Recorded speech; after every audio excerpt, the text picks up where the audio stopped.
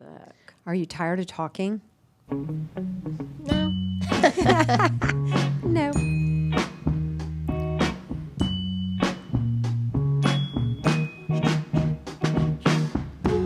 Well, hello everyone, and welcome to the very next episode of The Remedy with Tova Sido and Janice Gaunt and Tom Bridwell.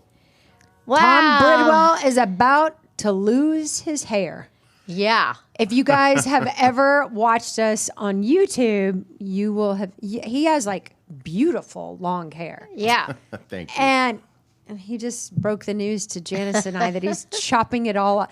Do you have to chop your hair for the yacht too? No.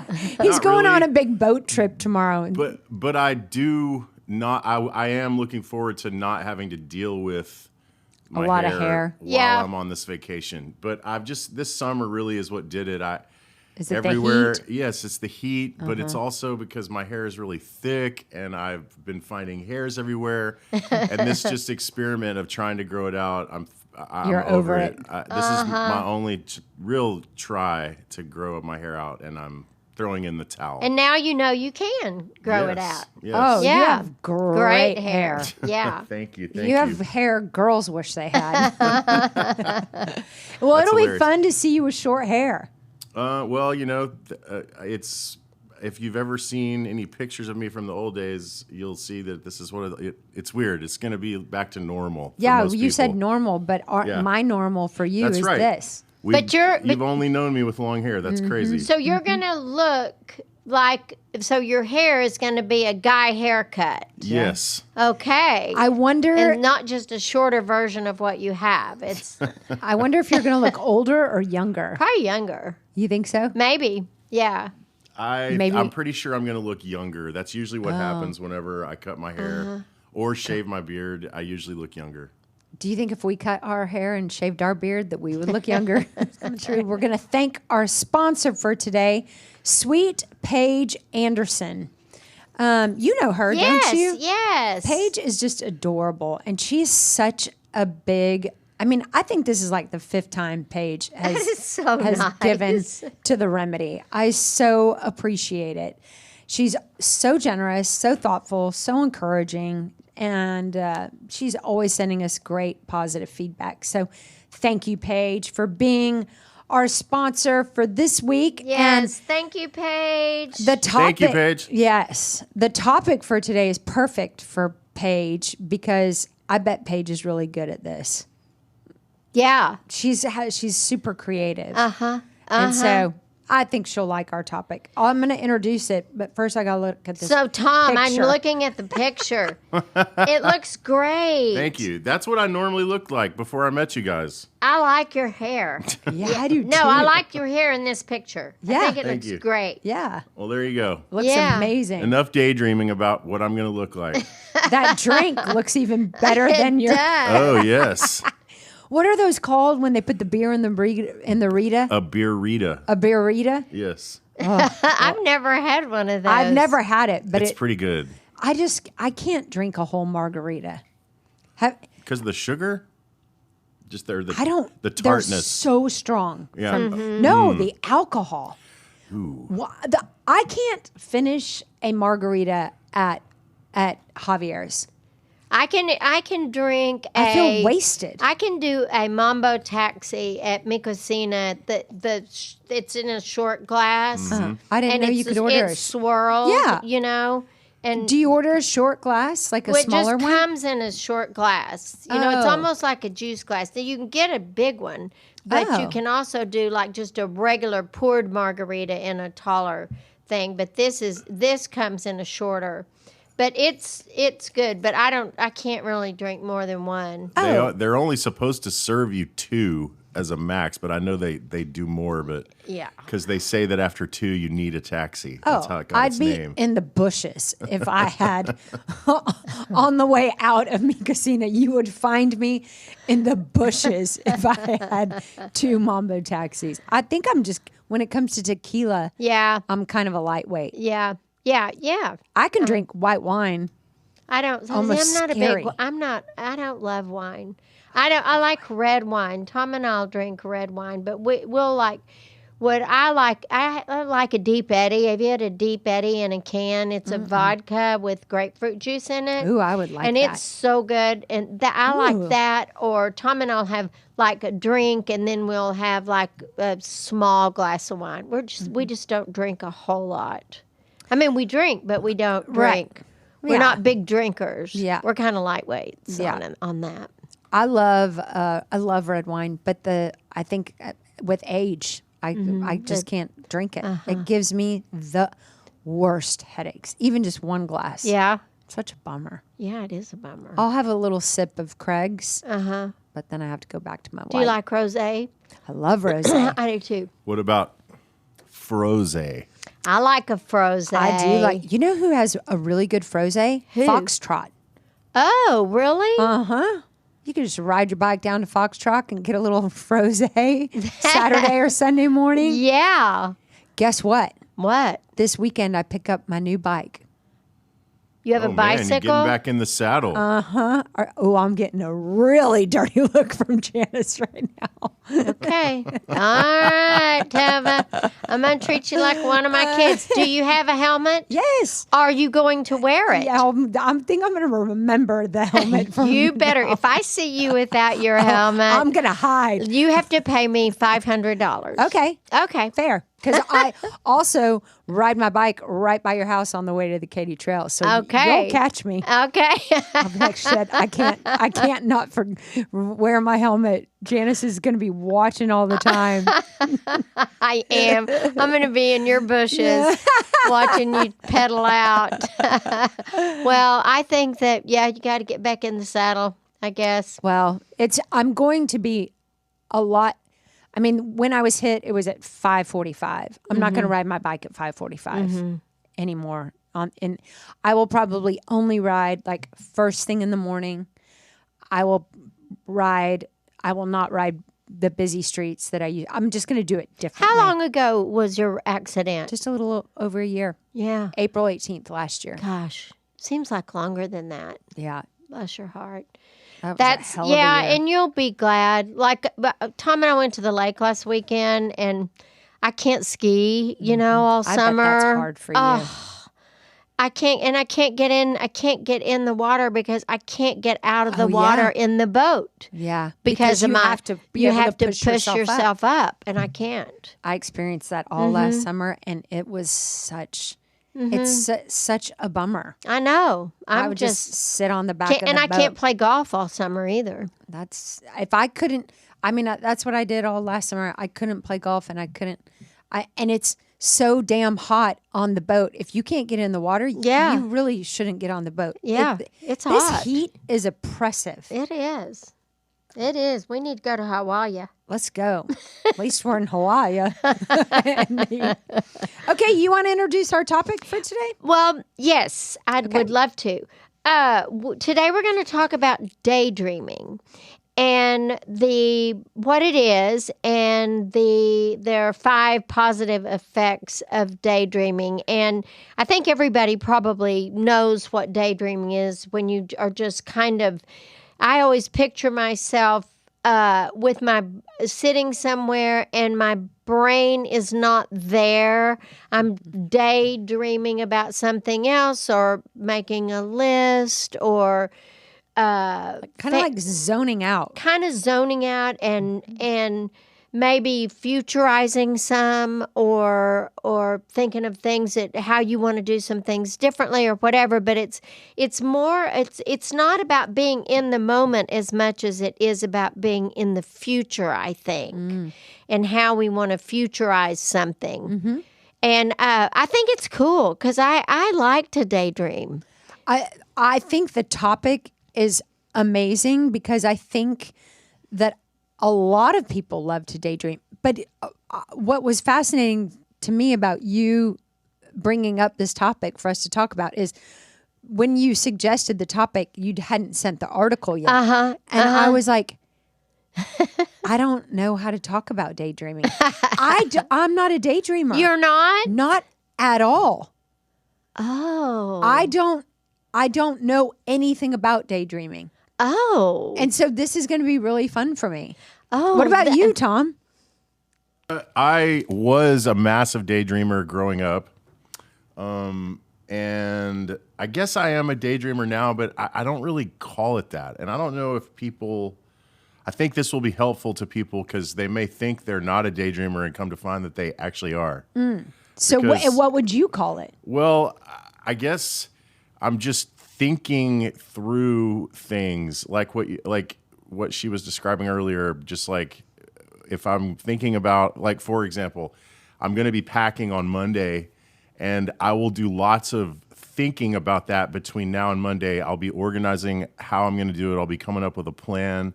Now, is that daydreaming or is that just planning in my brain? Yeah, I'm going to be curious to see what the difference is between thinking and daydreaming. Well, I tell you what. Let me read this paragraph and see if That'd this be great. is interesting. Okay. Actually, it's longer than that. But I think it's helpful. So You I might think reading remember it is great. daydreaming during class when you were growing up. Maybe you looked out the window and dreamed, but your teachers discouraged it. You weren't being disobedient when your thoughts escaped elsewhere. We all daydream, and more often than you might expect. Scientists agree that we spend an astonishing 30 to 50% of our time in daydreams. This is fascinating. So, what is daydreaming? Daydreaming can be defined as the reverie you experience when you're... Did I say that correctly? What does that word mean? Reverie. We've been recording my book, and I'm like, I don't know how to read. Let me Google it really quick. The reverie you experience while you're awake. Daydreaming. Pause real Okay. quick so we can... Reverie. Reverie. A state of being pleasantly lost in one's own thoughts. Oh, okay. Okay, so read that sentence again. Daydreaming can be defined as reverie, as the reverie you experience while you're awake. During moments when we are in this state, our mind drifts. These interludes are brief diversions from our current world. Contrary to what you may have been taught, daydreaming about pleasant things is far from useless. Good to know. Yeah, isn't it? So all those teachers are wrong. They were. So this talks about what are the benefits of daydreaming. And, I think, so in the morning when I get up, I get my coffee and I go, if it's not too hot or if it's not freezing cold, I'll go sit on the screened-in porch with my coffee. And I do my devotionals, read those, and then I can get kind of lost in I look at the trees and I hear the birds and, Buddy, the dog may run by or, but I'm not really aware. I see the surroundings, but I'm not thinking about the surroundings. I'm not thinking about, that tree kind of needs to be pruned and maybe I should turn that planter a little to the left. I'm not doing that, but I'm in the moment. But I will think about trips I want to take or something that I would like to create, like if I want to cook something, or it's just kind of a time when I am futurizing and desiring or thinking about what I want something in particular to look like, whether it's something with my kids or with my grandkids or with Tom or, I'll be thinking about you on this Tom producer is getting ready to go on a really terrific trip. So I'll be probably daydreaming a little bit about what Tom's doing over there, and so I think that's kind of what it is. And so when after your devotional, when you sit there for a moment, are you do you do this every day? And like you sit and just pause for a second? After I do my devotionals? And are you like intentionally being unintentional, just kind of letting your thoughts and feelings and whatever comes up come up? Yes, I will do that, and then something may just come up, and then I may get intentional about it. Like if there's something I need to do, for the kids, or if it's something that I forgot to do and I might need to make a note of that. So, but it's happening almost to me instead of because of me. So a lot of people who wake up in the middle of the night and have a hard time going back to sleep because they have all these thoughts coming in and out. Is that daydreaming? I don't know. I think that's probably more thinking. Than And that's why they letting it say come to when that happens, people should just write it down so that they're not ruminating, which is going over it and over it and over it. So one of the things that this article talks about is that daydreaming lessens stress and anxiety. Okay, so let's read about that. Okay, it says, by tuning out the noisy outside world, you allow your thoughts to flow freely. This fosters mental relaxation and exploration. When our thoughts flow like this, we are in what is called the alpha wave state. When we are in the alpha zone, we are calm and not thinking of anything with forced vigor.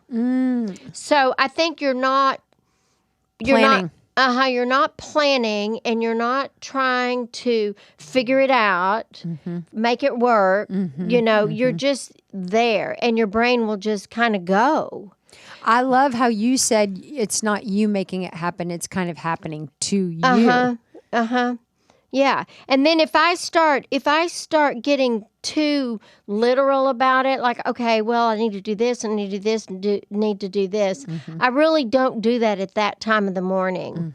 I'll do that after I'll probably sit there for, I don't know, maybe 30 minutes and just kind of being there, and then, This is truly fascinating.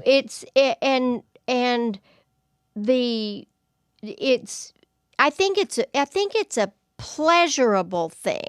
So I'm not awfulizing. I'm not sitting there worrying, thinking, oh, God, I hope my arm was going to be okay, or wonder how it's going to hurt in physical therapy tomorrow, or anything like that.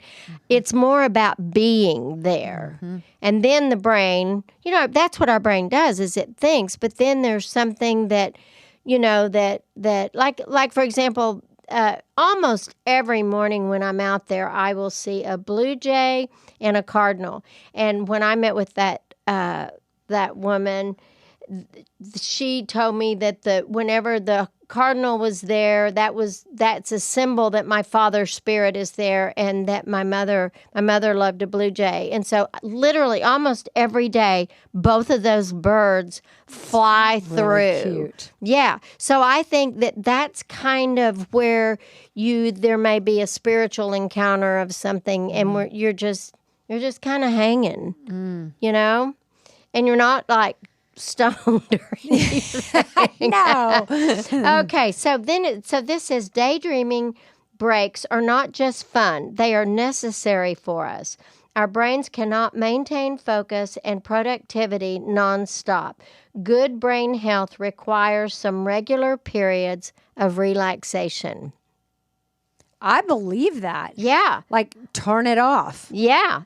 So this is so it says having a tool like daydreaming at our disposal is useful, especially when we deal with perceived threats or overly busy environments, which is all of us. Yeah. It's another tool in your mental health toolkit to evade stress and anxiety. If you feel yourself getting more and more anxious, you might turn to daydreaming and the following steps. The first step is to look away from your desk, your work, or any distractions. So you're not doing this with your phone. Yeah, no, Nearby. you're not daydreaming with your phone or your iPad. Next, breathe in deeply.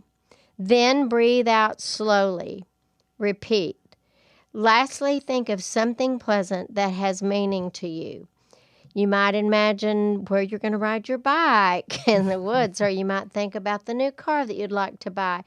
blah, blah, blah. You know, can you imagine yourself doing that? So according to Harvard University Medical School Health Blog, mind wandering can help manage anxiety. Like meditation or restful activities, daydreaming acts as a natural remedy to alleviate stress and anxiety. I believe that. Yeah. I mean, it seems like, maybe that happens to me when I'm in yoga. Yeah. Because I'm pretty mindless when I'm in yoga. Like, I'm not thinking about anything. See, if I'm in yoga, I'm thinking, are you freaking kidding? Get me out of this. This is too hot. I hate this. I hate this. And funny. I don't do that. It's a long thing from daydreaming for me. For you. But, I think whatever exercise you choose, there's probably some part of that because like Pilates, I hate Pilates, and Pilates is miserable for me. Why? Because it's so slow? No, because I just don't like those exercises. I don't like using that machine. I don't enjoy it at all. And Interesting. I really don't know why, but I just don't enjoy it. And so when I'm in Pilates, I feel like the way you talk about yoga is how I feel about Pilates, and there's nothing enjoyable happening. So I am thinking, this is miserable. How much longer do I have left? I can't wait for this to be That's over. what I do in yoga, but in Pilates, I don't. That is so interesting. Isn't that funny? Yes. But in yoga, my mind just disappears. I mean, I hear the poses and I do the poses, but and then sometimes I will think of something, but the ideas and thoughts come to me in yoga. I'm not doing any thinking. Yeah. And so, yes, I guess I do. And I think that could happen too when you were on a walk, but probably not a rigorous walk. I think that the daydreaming is like, well, this says daydreams aren't merely mini escapes. Allowing your stray thoughts to roam around revitalizes you. You'll be able to return to the problem more refreshed. Most of us can benefit from approaching our problems with a fresh perspective. So it's more about being, but it's not about, I think our brains go somewhere, but our body is being. Does that make sense? Yeah, to me, that makes perfect sense. And you may sense. feel that way when you're in yoga. You're getting your body to do things, and you will have thoughts about it. And there may be one pose that you're thinking, okay, get me out of this. This is too long. I'm about to cry or curse, And so, but it's not... I think that when you're daydreaming, it's not like, I got to figure this out. I got to make this happen. How can I do this? What do I need to do today? It's not today? problem solving. No. And it's not planning. No. And it's not making a list. No. But you may, as you're daydreaming, have a solution. Or you may have a thought about, oh, well, that's something that I could do. But you weren't intentionally trying to figure it out. Yes. So do you feel like, I'm interested in your thoughts on this, like people pop in our minds all the time. And I feel very connected to the spirit world. Yeah. And I know you do as well. And I feel so often when somebody, like, I'm not actively scrolling through my phone wondering who I should think about. Right. But somebody will just randomly come to me, and I will immediately think of that's some sort of sign that there's an energy. I feel an energy shift in about that person. Well, think about how many times you think about somebody and then they call you. Yes. Or you run into them at the Tom Thumb. Totally. Or something. I texted our dear friend Stacy the other day just because she's out of town, and I was like, I'm just thinking about you. She goes, oh my God, I had the best dream about you last night. And I hadn't checked on her in a few days. And I thought, I don't think stuff like that's a coincidence. I don't either. And I knew you would feel that way, but I really feel like we should do more with those thoughts. Yeah. You know, like I do too. I feel like it's God. For me, it's God. For other people, it might be energy or the universe or whatever word you want to insert there. But like speaking to us, because we're here for each other. You know, a big part of our purpose in life, I think, is to be here for one another, to be in community, to take care of, to check in, to love. Yeah. And a lot of times I have noticed that when a thought comes to me, that there's purpose behind that thought. Yeah. And so, you know, whether it's reaching out or making a phone call or sending a text message. Or even just spending time thinking about that person and not having to take action. Yeah. Just thinking, then you're like, oh gosh, I wonder if they can feel that, you know, that spirit. Because I do think that our world is fluid, you know, and very much so. And I think that we're so hung up on making it happen, figuring it out, getting it done, and all of that, that we don't, our brain doesn't have time to idle a lot of time. And I think that being still and just being is when you're going to be able to do some of the daydreaming things, and there'll be, you know, Tom, I'm wondering if you've had any daydreaming about the trip you're about to go on. Yes, I have. I would be daydreaming. I definitely have. But it's cool because I don't know what to expect. I've never been to most of these places, so it's hard for me to really go that far with the daydreaming. Yeah, because I can't really put myself like I can't think about an actual place. Yeah, but I think that you and I, you as well, Tom. All three of us just love to travel. Yeah, I mean, I got home from the lake yesterday, and I was pretty much gone most of June. And I don't have anything big planned for the rest of the summer, and I was like, bummed. I gotta go somewhere. Yes. But I think that wanderlust part of us is. I think that's half the fun of the trip, is anticipating. And to use the word daydreaming about what it's going to be like without the planning. Just I wonder what the place is going to look like, and I wonder how. All of that. It's true. That's a very whimsical part of me. Well, you know, this article also says that when we activate the different brain areas, we access information that might have previously been out of reach or dormant. Therefore, boredom or idleness serves a great purpose. It inspires us to daydream, which forges important connections across your brain. That's fascinating. Isn't it? And it's probably where great ideas come from. Yeah. We awaken these dormant parts of our mind and our creativity. It's probably where all amazing inventions, I mean, think about it. Inventions probably started with somebody's daydream. Yeah. And, you know, I think when we think about daydreaming, a lot of times what I think of are as kids, little kids being in school, and they're daydreaming and they're not listening and they're not attentive to all of that, and they get in trouble. But think about it as children, how creative they are in their play and in their, so how their little brains. One of the coolest memories, I remember I was a brand new mom. George and Carter and Anna Prin were just adopted. And my kids, as you know, were super tiny when they came. George was 5 and he weighed 27 pounds. Oh my gosh. He was a toddler. But he was 5. And he was 5 when he came, and so I didn't put him into kindergarten. I put him into preschool.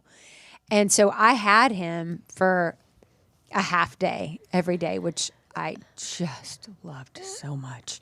But every morning he would pack his little drink box and an apple. He loved eating an apple. And we would go on a walk together. You know, he'd be in that stroller thing. What were those power walker things called? Anyway, we were walking back to the house, and he was like, "Mom, look," and I was like, "What?" And he's like, "Look," and he's pointing to a house, and I'm like, "What do you see?" And he goes, "A giraffe."